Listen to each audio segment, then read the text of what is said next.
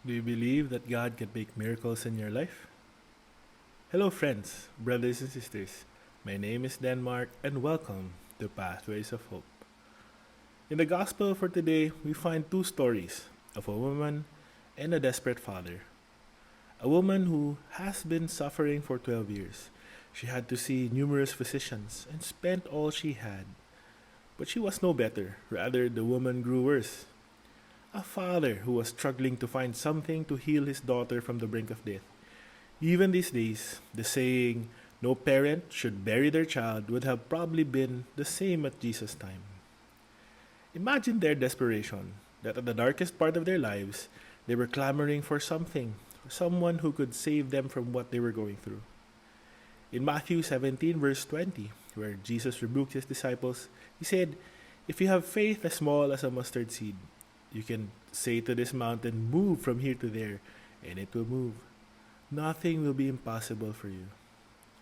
Perhaps in the woman's mind she had lost everything, but still there was nothing that was happening to heal her. Conventional human intervention has revealed nothing and done nothing to save her. Remember, she has been suffering for 12 years already, as if nothing would ever take away that pain from her. If you remember my story a few weeks ago about me and my wife, where we were expecting our first baby, where we've been married for 4 years and got married at our mid-30s, the chances of us having a baby were proving to be challenging. We grew anxious, often questioning if we still had a chance to make a family of our own. After a long time of waiting, just when we decided that we would have ourselves thoroughly checked and bombarded with tests, something happened. My wife got pregnant. Not only that, but God seemingly proving that He has control. My wife didn't have any major problems during her pregnancy. Fast forward 9 months, even during the labor, where we were waiting for almost 12 hours with no progress. Well, because me and my wife were fixated on having a normal delivery for our child, we're convinced by a doctor that my wife should undergo a C-section, unless complications from her labor would endanger her and the child. Right then and there, I was already thinking about the cost. Our budget was for a normal delivery, not a major operation. With a heavy heart, we agreed to the suggestion. Again, it was God's hands during this time. Because when the doctors were operating on my wife, they discovered that my wife's appendix were beginning to swell. So they asked permission to remove her appendix, unless we go back a few weeks after and have it removed. So now there was not one but two major operations. Mind you, this was my wife's first time being inserted an IV, let alone a major operation. Automatically, I was thinking about the cost. But after everything, even imagining how big our bill would be, nothing would compare to holding your child for the first time. And so after a long time waiting, about 5 days ago, we welcomed our first baby Lucas, into this world.